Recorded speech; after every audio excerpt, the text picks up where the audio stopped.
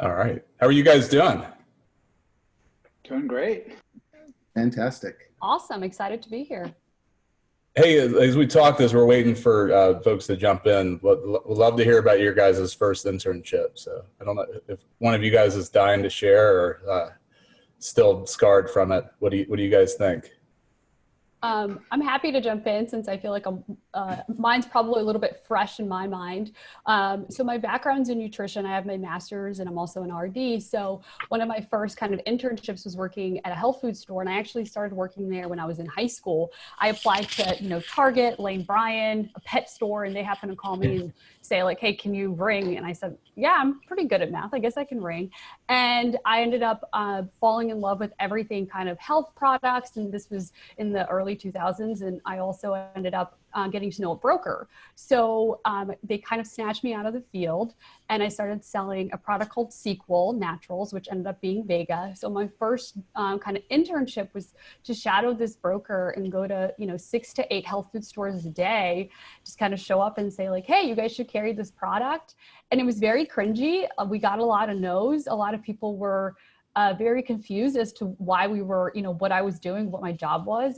But I learned so much from there and it was really humbling. And the minute I actually started seeing the product go on shelf and realized that, hey, like this is something customers are looking for, it actually made me shift my entire focus with my graduate school work and what I was actually going to do when I got my master's. So I'm glad that it was kind of the right place, right time, and as well as like the right time in the natural space in that evolution.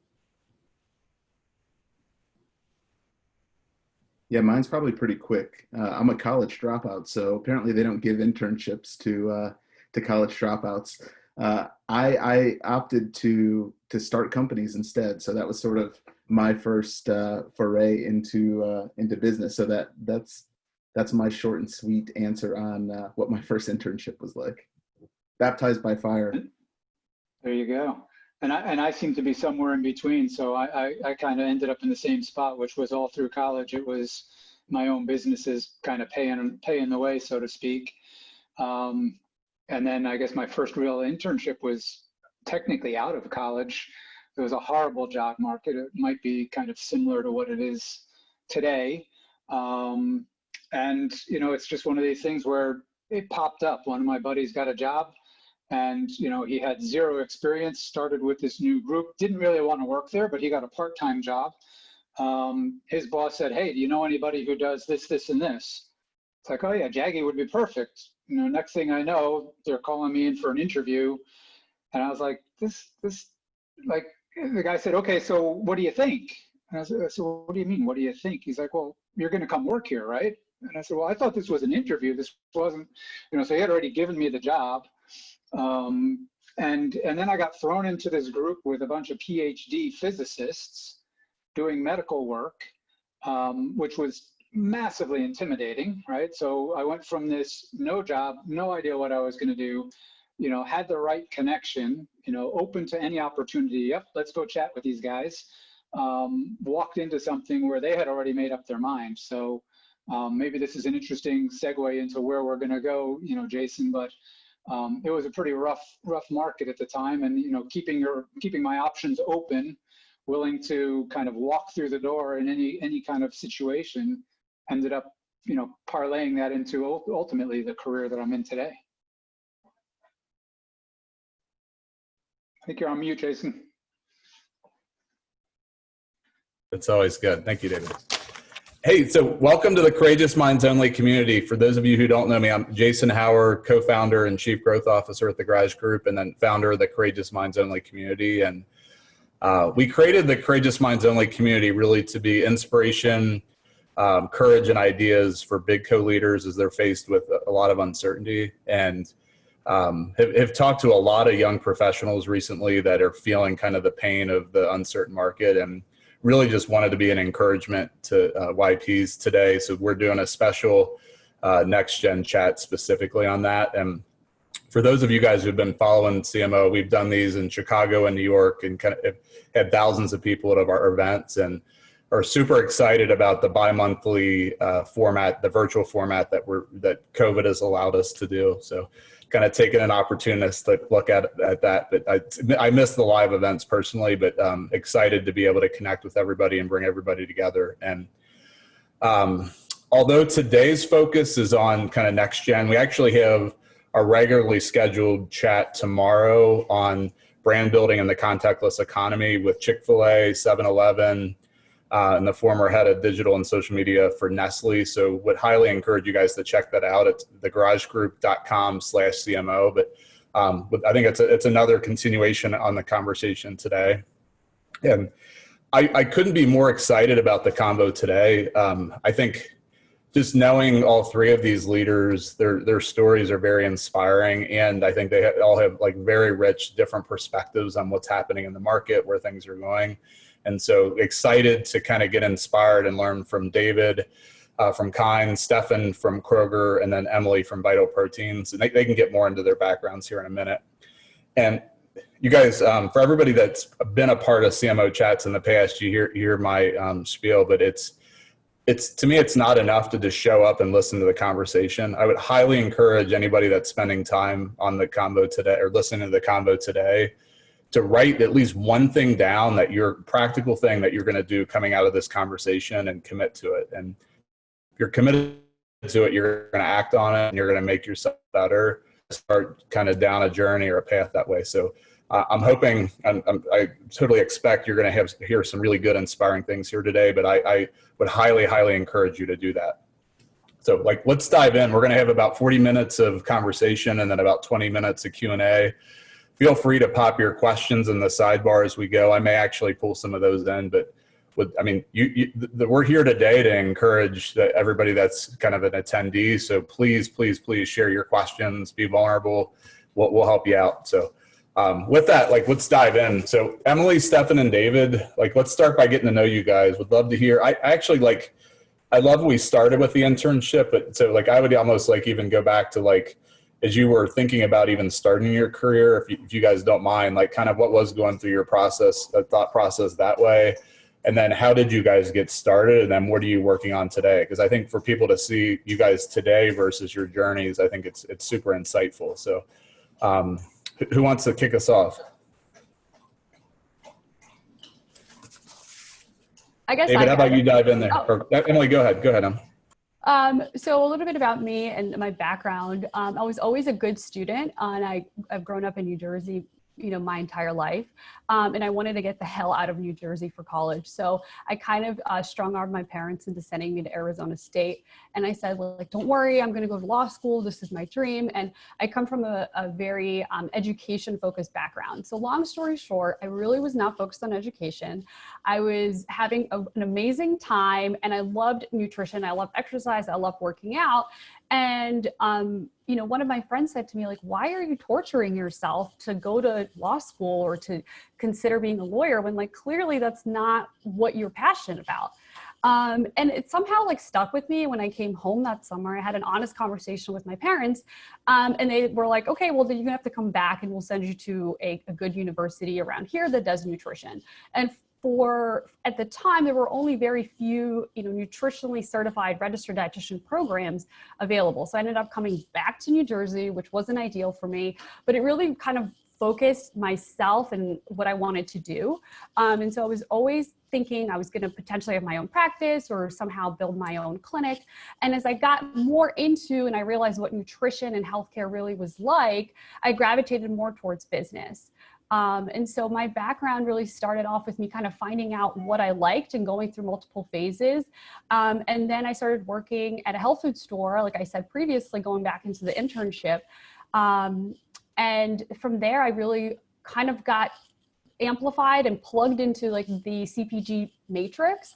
And so working as a broker, and then I ended up working as field sales and then doing key accounts. And so my background really comes from kind of right place, right time, and potentially taking an opportunity. But I've had the pleasure for working for companies like Vega, Kind, and most recently, I'm still at Vital Proteins. I just had my 3-year anniversary there. So my background has started off with me kind of being a dreamer. And then, having to understand what I actually like to do on a day-to-day basis. And also translating that into how do I actually make money in CPG, because it's not the most well-paid place to work for.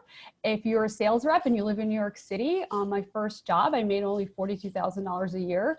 That was really hard. And I had to become very realistic as to, is this a sustainable path for me? And how do I advance my career? So, I make a reasonable amount of money to pay off my graduate degree, to live in New York, and to somehow still have a great, day to day and have work-life balance. So for me, it was like that sort of reality moment of being an adult and understanding financials, understanding how I could navigate the network that I was in, and ultimately finding that niche for myself. Uh-oh, you're on mute again. Steffan, how about you, man? Yeah, so I think my story is very different, maybe even the antithesis of Emily's, which is just fine. I think so. I did not come from a background of education. I think I'm from Toledo, Ohio, Rust Belt city, blue collar town. My family, none of them are college educated. We come from a long line of farmers and just blue collar folks. And when I was 19. I actually started a band, and this is sort of my first understanding of what hacking really looks like. I could tell you the story in hopefully maybe about 30 seconds, but essentially back in 2000 and might have been 2007, I want to say, MySpace was still the hot place to be. And I had started a band, and we'd put some songs up on MySpace, and we figured out that there was actually a correlation between the play count, the artists that were trending, sort of on the top artists that were trending on MySpace, and the refresh of the page. So effectively, if you were to reset or refresh the page repeatedly, you would actually see your play count go up. The play count then factored into where you were going to be ranked amongst all of these different artists. And so my stepbrother at the time knew a little programming, and he wrote a script that basically just continued to refresh our page for 2 days straight. And one morning I woke up, and here was our band sitting alongside Snoop Dogg and Kesha or something like that. And we were in like the top MySpace artist featured look. And so we started to just get natural and organic plays. And I said, holy crap, like this worked. How can we capitalize on this?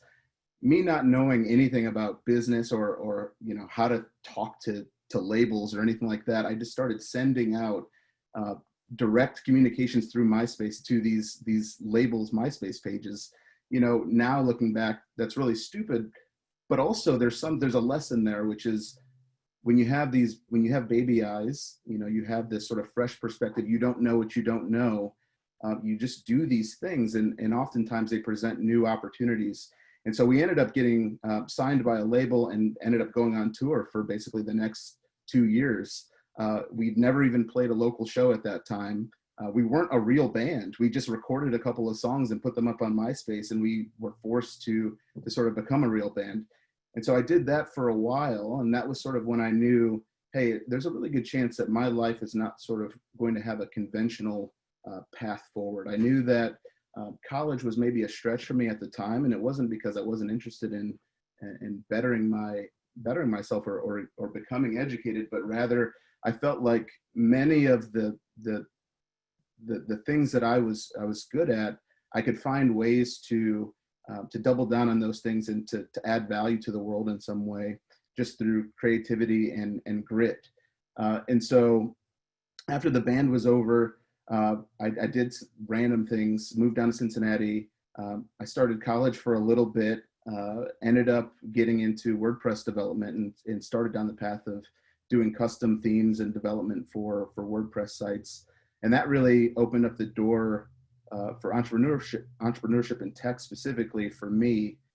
And from there, I spent the majority of my career founding companies. My last company was a company called Lifecycle. We were based out of San Francisco. We basically made a suite of communication products that made it easy for for companies to communicate with their customers over modern messaging channels like Facebook Messenger and WeChat and all of those different things. After life cycle, I moved back to Cincinnati to join Procter & Gamble as head of product management and product design for their internal product agency called Alchemy. I did that for a while, ended up leaving that job as managing director of the agency. And then in 2018, I joined Kroger, where I'm currently leading product for a large chunk of the front-end e-commerce platform. So we do about $5 billion in revenue on the platform today. And that's kind of my journey to, it's an odd journey to where I'm at today, but an interesting one, hopefully. That's awesome. I love it. David? Wow, I'm not sure I can follow that one too successfully, Steffan. Well done. Yeah, so I think a slightly different path. I grew up in a house where, my dad worked at some level and connected with the military. He was not part of the military, but he was kind of a tier 1 supplier, if you might. And as a kid, that was always kind of cool, particularly as a boy. You always running around the woods with guns and whatever, which is kind of inappropriate today, but back in the day is what it is, right? But somehow I transitioned from that to, I didn't want to have anything to do with that, right? I've had a pretty strong desire to do some good, to help people, to don't know what that really means, but the spirit of contributing in a positive way. So when I was in college, I decided I wanted to get into something, biomedically related. Did a research project in London when I was studying over there, worked with one of the first guys, I think his name was Dr. Donald Longmore. He was one of the first people to do a heart transplant, which I thought was super cool. Graduated, got a job in a research institute with Siemens Medical, which sounded super cool until I realized I was the only person without a PhD or an MD. And like the only people that were doing really cool stuff were MDs. If you had a PhD, you could do something, but if you didn't have an MD and you wanted to get into biomedical something, you were working for an MD. They were getting the funding. And so I was like, now I got a little bit of a hard challenge because I'm not going to go for my MD. It just wasn't kind of in the cards. Quite frankly, I didn't have the grades, probably didn't have the fortitude to just focus and get it done either. So I spent quite a bit of time in the medical world doing medical device development. Was fantastic, loved it, was all human-centered, so it was all the human interface side of things, which was super exciting for me. And to be quite frank, in the middle, I kind of lost my track. I lost my focus, left my passion, my kind of mission in life off to the side, jumped into some other jobs, jumped into the automotive industry, jumped into a sales job, right? I actually was a sales guy for a while, commissioned salesperson, which was phenomenal experience. And after 5 or 6 years, decided this is miserable. Like I hate getting up and going to work every day of the week. Love the paycheck, tons of money. It was awesome. Hated my job, hated my life. Just, getting up every morning and going, oh shit, I got to go to the office. Really? Hey, maybe I can just go play golf instead. And it's not the place to be. Did a little pivot at that point, got into a design agency. So I could be back in the creative space and work in a space where I could help people. About half of the business in the design agency I was part of was on the medical side again. So I went back into medicine, and then throughout that time period had been building this skill set of being able to combine highly cross-functional teams of not normally people that would normally connect with each other, right? So building a team with a bunch of highly creative people on one side, industrial designers, communication strategists, design strategists with PhD scientists and engineers and people who are going to write code. Those worlds come together like this, right? They don't think the same way. They don't operate the same way. And got a call from a big CPG company and saying, hey, we want to build this team. It needs to be highly cross-functional. And I said, well, I don't do CPG. I've never done CPG. And they're like, yeah. And I was ready to hang up the phone. And they're like, no, let's talk, and that led me to where I am today with Kind, right? So I head up global innovation with Kind. And I think, speaking to where we are in today's world, every time I lost my way relative to where my passions were, things got really wonky. They just felt wrong. They didn't happen. Doesn't mean I wasn't making enough money to take care of myself or making a lot of money, but it was just, I wasn't happy. My soul wasn't in the right place. And every time I refocused on where my passions were, things just miraculously happened. So very happy to be where I am now. And it's a little bit of a weird journey, but it is what it is. I love all three of your guys' stories. Super inspiring. Like a question that I have for you is, you think about, there's three moments that I can think about. It's taking the 40K job, jumping into CPG, and I don't know what the hell that is. And on the flip side, Steffan, you starting companies and having the courage to lean in to do that. What gave you guys the courage to step into those spaces? And then two, what allowed you to be successful, as you guys started down that uncertain path in a way of putting yourself out there and betting in yourself, lower paying job, to jumping into areas where you guys hadn't had experience, but you sure as hell had the passion to go figure it out. Steffan, you want to jump in there? Sure. Yeah, I think it's a great question, and it's something that I think about constantly when I'm sort of in an introspective mood. I would say at an early age, I had an epiphany, which was that most people, and I think, I ended up hearing it later, Steve Jobs or someone like that ended up saying it, but most people are no smarter than you or I. And most of the time, the reason that things get done in this world are because of just sheer will and determination, and has very little to do with pedigree, where you came from, your background. All of those things are just excuses that can get in the way of your potential. And I think, as a teenager, I had sort of realized that I can actually attribute that to skateboarding, actually, which is very weird. But one thing that I learned from skateboarding is perseverance and just getting back on the board. You throw yourself down 10 stairs and you smack your face on the concrete, and there's a real choice right there. You can call it a day and say, hey, that sucked, I don't want to do that again, or you can get back on the board and try it again and continue to until you are either successful or you feel like you've given it everything that you possibly can.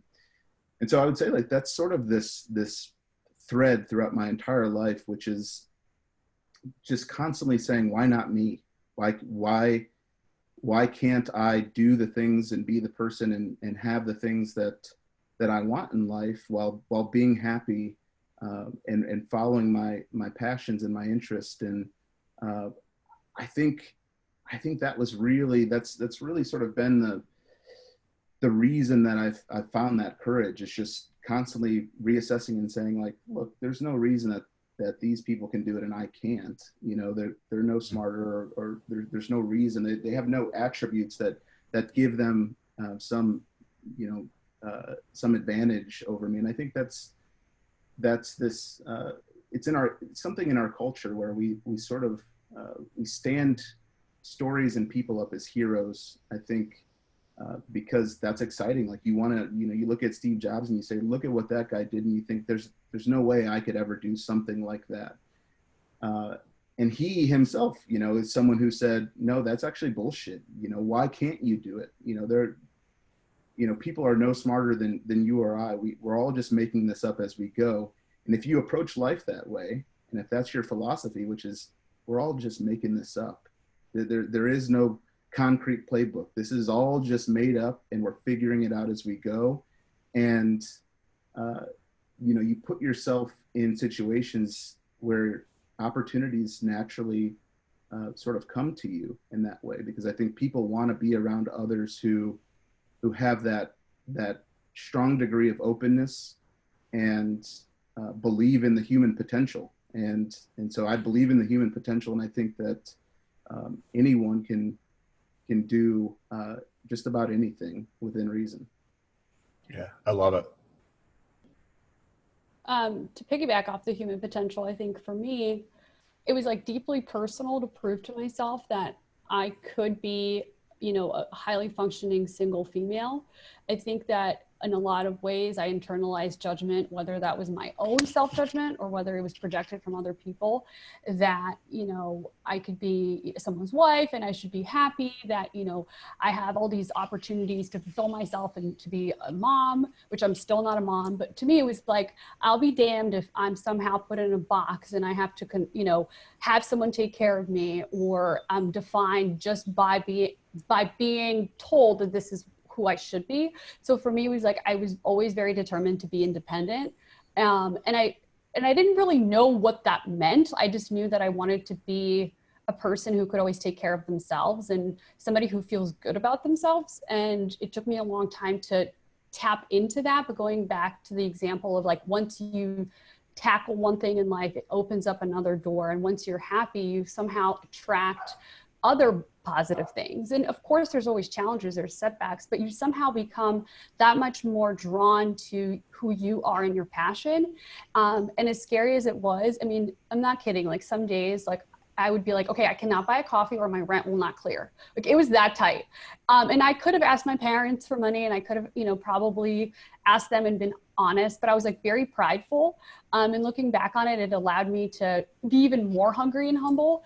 And so any sales call, I'd be like, I'll take the call. It's 6 a.m. Like I'll go and redesign this new set. Like I got it. I'm on it. Cause I really didn't have a choice. And looking back now, I feel very spoiled and privileged to be home because I used to commute into Long Island and like, I just didn't say no to things that I think today I'd be like, oh, hell no, I'm not doing that. But back then I didn't care because I like knew that I needed to kind of pay my dues per se to find a way to advance and to like really find my niche. And I'm glad that I pushed myself and I was motivated. I think it would have been pretty easy for me to, I don't know, maybe get distracted and go out to the bars and not be ready to go on a Monday or, kind of become complacent and like hate my job. But I knew that if I didn't incentivize myself to do better, I would be unhappy down the road regardless. So I think that's kind of my courageous moment, if I'm going to be honest. And I think that comes from me like holding myself accountable. I love it. How about you, David? Yeah, I think I love Steffan, what you said around we're all just making this up, right? I think I learned pretty early on that the biggest fear I had might have been fear of failure, right? And the fear that I wasn't going to live up to my own expectations or somebody else's, my boss's expectations, and it drove me into kind of a really weird space. And I think at some point, you just have to get over that, and just drive yourself to be open to the opportunities that are presented to you, be present, have passion, right? I think, there's a lot of truth to this whole thing that we're all making things up. And the more I hear people trying to plan things out in business, the more I find out that those plans go any which way, but as we all figured they were going to go, as fast as you can create them, they just get thrown out the door. So having some grit, having that perseverance with the passion really served me well, right? I said it before, whenever I'm on track from a emotional point of view and where my passions lie, I can put that extra time, effort, and energy, allows me to be open to opportunities, and allows me to have the courage to move forward. Yeah, I love it.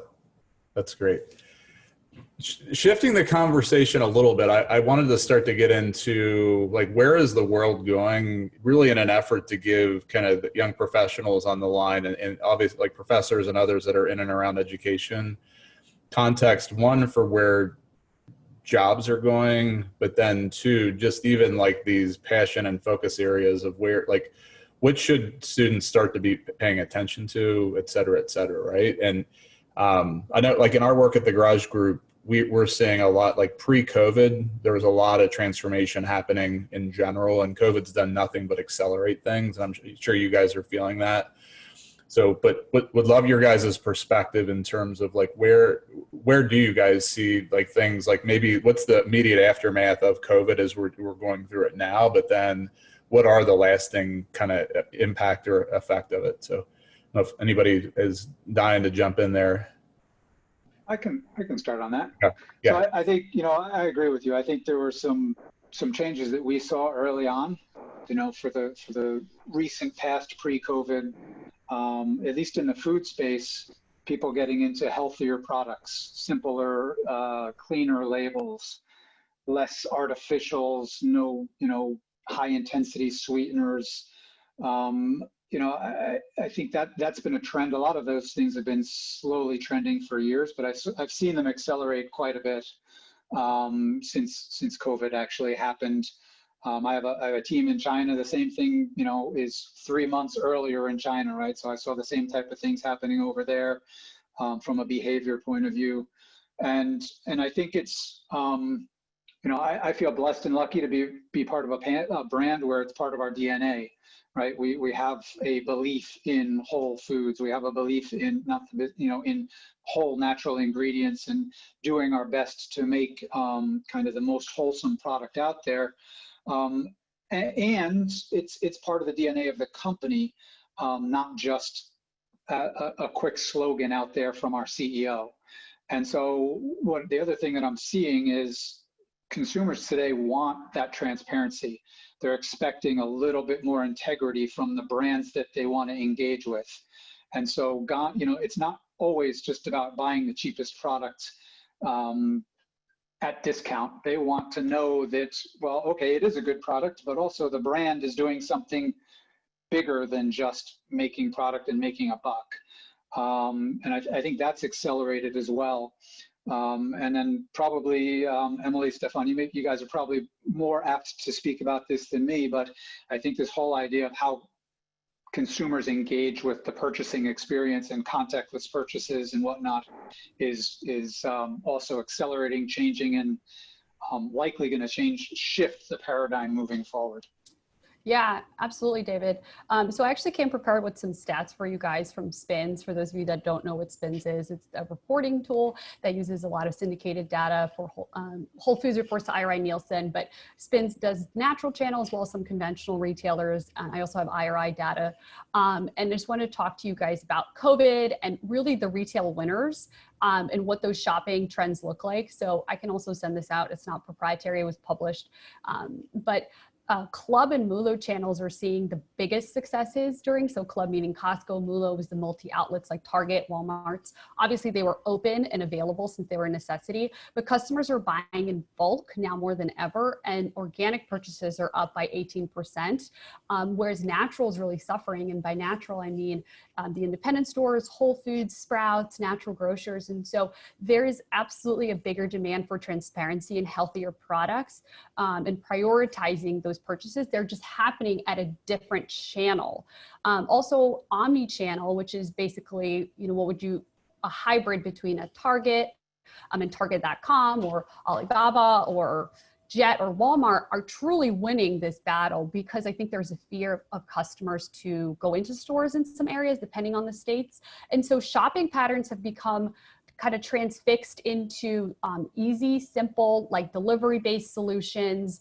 And also, I think customers are pulling back. There was a pantry loading phase, so customers are really buying a lot, stocking up. And now we're at this uncertainty phase where they're buying less, more frequently. So those are just some insights here. There's also some marketing insights in terms of how the general price points have declined. So promotions have been pulled for obvious reasons in retail because of the COVID pandemic. So prices are actually higher since retailers are not passing on promotions. And so I think as a brand, if you were looking at these uncertainties and going back to kind of, you have to throw out a game plan, and you can never truly plan because things like COVID happen. Things like, Hurricane Sandy, for example, happen and everything becomes disrupted, you have to think about, well, what is my brand's like value? Like, where am I the most valuable? What product should I prioritize making the most out of? Who are my key suppliers that I need to focus on? And this kind of going back into like the business of what I manage, I think a lot of it has to do with having your beat on the pulse of the current landscape and not really kind of being bullish to understand and make choices for your brand or for yourself that will most likely have the highest outcome. You're on mute. I can just maybe add just a little bit to that, because I think, Emily and David both kind of covered off on a lot of the big trends that are happening on the consumer front. I think one great call out would be, I think there's just with COVID, there's been a tremendous new opportunity for U.S. manufacturing. And I never thought that we would ever sort of have that conversation again about manufacturing and where that lives. But I think what we've learned is it doesn't make sense for us to be completely leveraged on China and overseas manufacturing. I think manufacturing coming back to the States in certain key categories, think about PPE or maybe more importantly, drugs. You don't want to find yourself sort of flat-footed when you need critical drugs and drug infrastructure. And most of those things are mass produced in China. And so if another pandemic came along, I think we'd find ourselves in another bad spot. And I think many companies are reassessing their supply chains and finding opportunities to either consolidate or expand in the US. And I think that's going to create a lot of tremendous opportunities, both for the businesses themselves, but also for just the economy here in the US. Yeah, that's really well said. I think we've, just to give perspective on that, there were suppliers, we work with UNFI, which is one of the biggest distribution, conglomerates, I should say, in the US. And 30% of all products that were made in China were out of stock for more than 3 months. So, those sort of decisions are going to be more critical than ever. And I hopefully that incentivizes companies to not only reduce costs, but think about long-term stability and introducing a workforce that is able to combat pandemics or, potential instabilities in our economy, where people work together and it's not just about reducing costs. It's about doing the right thing and running a company that's solid. And that's something that I advocate a lot for at Vital. I'm like, no, we're not going to make that in India. Absolutely not. That's not the way we're going to be. Even with our Nestle integration, like over my dead body. So I think having those values is very important to continue to really kind of be authentic. I'm curious, like, as you guys like kind of reflect on like what is happening in your businesses, then like where are the jobs and the opportunities then for kind of college grads and folks that are just kind of growing their careers, like to jump into? Like, I know like Steffan, for example, like you're in digital product leadership, where digital product really probably didn't exist even a couple of years ago, really. Like, and so I'm curious from your guys' perspectives, like what are the jobs even now and in the future? I think that to me, the burning kind of question from the group as I'm looking at through the comments, and thanks to Justine as well, because she's helped me sort through them, is just really, how do I get started in this environment? Like, where are things going? What can I start proactively learning about? So I'm curious, like, based on current reality, like, where do you guys see things shifting in terms of really the jobs and roles that are going to be required to operate in this new reality? Steffan, you want to jump in first there? Yeah.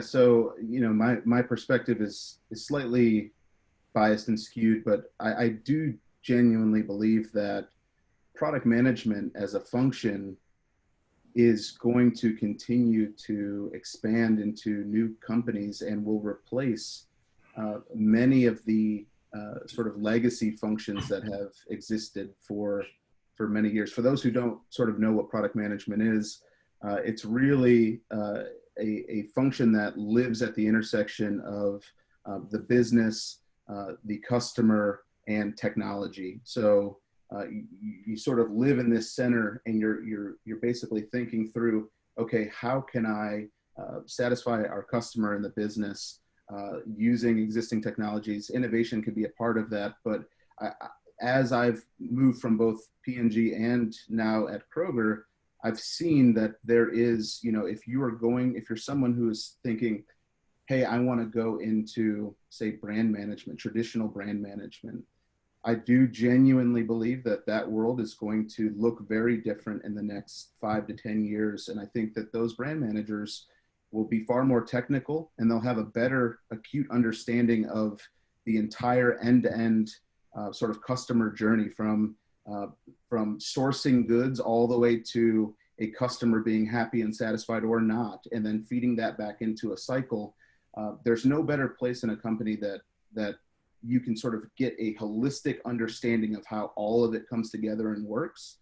And so I think, you know, if I were graduating college and I was looking for a job today, and I was interested in technology, maybe I'll start by saying that. I would certainly start by looking at product management, because it just exposes you to the entire business. And you get so much visibility into how it all comes together, which will only support everything else that you want to do in your later career. Even if it's not in product management, you'll have that skill, you'll have that knowledge, you'll have a base to build off. And I think that will only continue, that trend will only continue to persist and grow.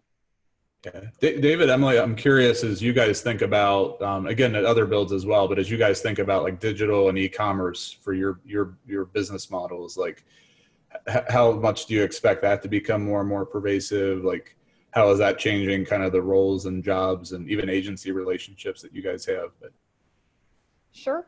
I can kick. Go ahead, Emily. You can kick that off, David, too, if you'd like. We can kind of play upon. Well, for me, I think a big part of this is like thinking about, you know, I wrote a college paper about Motorola, right? And the BlackBerry. And I think a lot of the way that the industry was run prior to COVID will be like a BlackBerry. It will be phased out by better efficiencies. And so the way that I look at this is technology. Like, was that virtual? Does that mean that we are going to focus on .com, and therefore that those channels will continue to grow? And I'm not just talking about Amazon. I'm talking about, you know, the Facebook marketing, the Instagram marketing, the TikTok marketing. Like, even if they're replaced by another platform, that sort of connection and customer engagement and continued, you know, like usage will probably be there for a long time. So I would focus on a sector that I feel like is stabilized. And for us, that's digital. You know, our digital team continues to grow, whereas our field marketing team, unfortunately, and our merchandising team and our demo team is very susceptible to the in-store conditions that limit whether we hire more people or unfortunately have let people go, because there are more factors that are directly impacting that. So what I used to do in my first job, going back to New York City, that merchandising job that I used to have was no longer really a viable solution, maybe for the next couple months or a year. And that entire, you know, kind of career maybe changed forever and replaced by a you know, inside sales team or a team that calls from a corporate standpoint. So I think for me is really looking at and understanding what positions I think are going to be relevant, not only for today, but 4 or 5 years from now. David? Yeah, I think, you know, the world's changing, our business climate's changing, and it's accelerating, right? The change is accelerating. And to build on what Emily said, I think there's roles that existed 5 years ago that just almost don't exist anymore. There does have to be this balance. You know, I'm not sure how, you know, from a sustainability point of view, certain digital things just don't make sense right now. And I think that the costs of doing business, the belief right now is that digital's pretty much free. You don't need all those salespeople. You don't need those bricks and mortar stores. I'm not sure that's really going to play out the way we all think it's playing out today. So I think it's going to be a little bit swing to one side, swing back to the other side. So I think, you know, the successful kind of people getting into the job market today have to make sure that they're flexible and constantly learning, right? So you know, I definitely agree, Steffan, with what you said around kind of this broad expanse of knowledge. But I think at the same time, if we're going to bring a lot of things back to this country, there's deep technical skills that we have huge gaps on, because for the last 20 years, everybody's turned into a generalist, and they all want to manage an external agency to do something for them, and nobody's a specialist. So I think there are going to be very interesting pockets of expertise where if you have a real strong passion in something, I would suggest dig deep, like dig really deep and become a subject matter expert at it. And if you're good at it and you have passion at it, you'll probably be successful. But always be ready to pivot, right? I think that anybody who thinks they're going to go in, maybe like some of our parents or grandparents did and worked for the same company for 30 years is kidding themselves. And most people that I see, younger people today, don't want that anyway, which is great. But I think flexibility is kind of the name of the game. And focus kind of at the consumer experience, right? What from a brand perspective, what's the consumer experience? We seem to, there's anybody can make a product that tastes good, or that, you can make another app to create your playlist for you and bump you up the charts, so to speak, right, Steffan? There's a lot of Me Too stuff out there, but how do you capitalize on accelerating or enhancing the consumer experience online, for example? Yeah, that's awesome.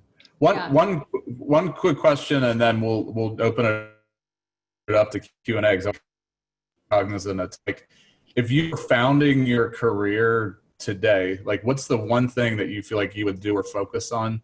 One example, like I share it with young professionals I mentor, is it's so easy to fall in love with the idea of getting a job. And I really encourage people to focus on like a trend area or a passion area and just go all in. Like if you wait for a job to define you, you're gonna stunt your learning. But if you say, hey, I wanna be a great product manager, start to read books, listen to podcasts, like post articles on LinkedIn, just do anything you can to get experience in that, whether it's paid or unpaid projects, interview people like Steffan and just dig deep and commit to that.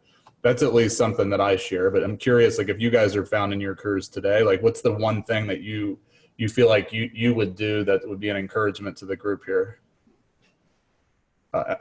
Emily, you want to kick it off there? Oh, go ahead, David. Go ahead, David. Yeah.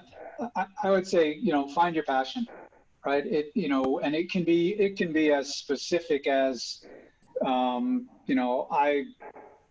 want to help people with their nutrition, right? I want to be a personal trainer. I mean, if you have a passion around, connecting with people and you want to be a personal trainer, go for it, right? If it can be as vague as I want to, have a positive impact on the environment, right? So, but find that passion, find that thing that you'll die on the sword for, that you want to get up every day and you look forward to getting up out of bed at 6 o'clock in the morning or 5 o'clock in the morning, and don't mind being on the phone with somebody else around the world till 10 o'clock, 11 o'clock at night, right? When work becomes a fun part of your life, I think that's a really strong position to start from, and it's tough to get you down, and you'll find a lot more time and effort and energy to do it. I think, the other thing is, have integrity to yourself and to other people, right? I think, and look for brands or companies with integrity. So if you have a purpose and a mission, a life mission, and that sounds a little soft, but if you have a belief and a passion and a purpose, seek out people and companies to engage with that have similar purposes and missions, but also with integrity. There's a lot of entities out there that don't have the integrity, and those get really disappointing really fast. Since I worked at Kind, I can echo David. I think being in that culture, finding the right culture can feed your soul or it can suck your soul. And I've had the pleasure and also the challenge of dealing with both. And for me, I think I will always go back to, like sharpening my tools and my skill sets in a way where I could take that with me regardless of where I go, whether that's like an analytical skill. So I really for example, used to struggle with Excel and would just kind of shy away from that. And I feel like in any career that I go to, I will still use the skill sets and like the mental how do I say this, like learnings that have taught me by taking on and challenging myself to learn a specific set of tools or skills that a company or myself was engaging in learning, because it made me feel good about myself and it motivated me to do more. And it was something that like no one could like take away. It wasn't like a role or a title or anything. It was something that I always owned, and that always inspired me and fulfilled me. You're always on mute, Jason. Always on mute. Well, you're a noob, man. We're like 4 months into this. My dog keeps barking. It's a part of the COVID life here. Steffan, how about you, man? Yeah, I think if I were founding my career today, I would, kind of what David was saying, I would become irrationally interested in something. I would go very, very deep into a problem area. And I say problem area specifically as to not say, what job do I want or do I think I want? I think one of the challenges that I think a lot of college graduates immediately face upon leaving university is they're very much stuck in a linear way of viewing the world. They think that there's sort of this process. There's a way to get to where what they think is the right thing for their career, for example. So even when you're in college, you're saying, I want to be a great marketer. Well, you don't know shit about life. How do you know that you want to be a great marketer? You have no idea what you're even talking about. You don't know how to think yet. And so if I were starting over today, I'd go really, really deep, not necessarily even in certain categories of business, but rather investing in how to think, understanding mental models, understanding life philosophy, what's important, what am I passionate about, and then going very, very, very deep in those areas and finding ways to support yourself. This is like something that I think in these conversations you can gloss over sort of the tactical bits when you're sort of in it. And Emily kind of alluded to it earlier, which is like, look, I was like a coffee away from not being able to pay my rent. I think we don't always talk about, so how do you support yourself in a world where you just graduated college, you accrued a bunch of debt, and now you're sort of asking, what does the future look like? Well, immediately you're thinking, well, I've got this debt and I've got to like pay it back, and I'm supposed to go and get this job, and I'm supposed to do these things. I would actually, like, if it were me, I would say, how can I just like find a job that will support me and will give me the time and the mental space required to go really, really deep into areas that I'm going to be passionate about. When you're 22 years old though, and everyone's telling you this is what you're supposed to be doing, that's very, very hard to do. It takes a lot of courage and a lot of self-belief. And that being said, I would still, that would be my path. Knowing what I know today, I would not sort of take this long, arduous road of like, I'm going to go and do these jobs and that job. That's valuable. I learned a lot. It's why I'm here where I'm at today. But also, I can tell you that there are things that I'm far more passionate about than selling avocados on the internet. I'll just tell you that right now. And so that would be sort of my advice to those who are sort of looking at life in a linear fashion and saying, this is what I'm supposed to do, or this is what I'm supposed to have, or this is where I'm supposed to be at. Throw those plans away, start over, say, okay, I've got this degree, that's valuable. I've learned some things. Now I need to actually learn how to think. You don't know how to think yet. I can actually say it wasn't until I was probably 27 or 28 years old that the light bulb turned on and I said, wow, I get it. For the first time, I didn't even know how to think about that challenge. You don't know what you don't know until you know it. But what you can control is the inputs in which you're learning. You can, you can choose to go deep and read great books and educational information on areas that you're interested in. There's just so many different ways to kind of get to where you want to be beyond sort of just taking the approach of, well, how quickly can I just get a job? I put my resume out there to a million different companies and I'm praying that I get a job in marketing. To add to that really quick, because there was a question that came through about convergence between passion and your paycheck. For me, it's always been networking. I've always been able to connect with people. Like if I was interested in a different field, or if I thought a company was, really cool and they had great products, I would always reach out to them and talk to them and kind of try to understand what they were actually all about. And also mentorship, to me, if I didn't have the mentor that I had when I was 22, I don't think I would be here today. Like, I think giving the perspective of like what you know and what you don't know, there's a lot of people who do know in some way, or they can shed perspective that's really, really valuable. It's just about the right connection. And it has to be an authentic connection, but those people can open so many doors for you. Yeah, and I think just building on that, the tools that are out there today from a social media point of view gives kind of fresh out graduates today an access to an incredible depth of talent out there. It's not too hard to find somebody in the space that you want to be in, or to find out somebody who's one step away from that person and get an introduction. I think what Emily said is also super true about being authentic. People are really willing to help, and mentorship is flourishing today. But also remember that, it's not just about getting a job, right? So, I've had people come up to me all the time, there's 3 connections. Oh, go talk to Dave, blah, blah, blah. And, all of a sudden this person's just sort of fell off the radar. And the response was, well, I found a job. I didn't need to talk to him. And like that, you just lost all your creds, right? So if you're gonna, LinkedIn is great. Probably all 4 of us and half the group that's on the call right now have 500 or more contacts on LinkedIn. But how many of those could you call up tomorrow and say, hey, dude, I need a job. Like, what can I do? That you need to get to that level and not just count the number of people. What I love about what you're saying there is Emily McDonough. She was one of our former interns. She's amazing.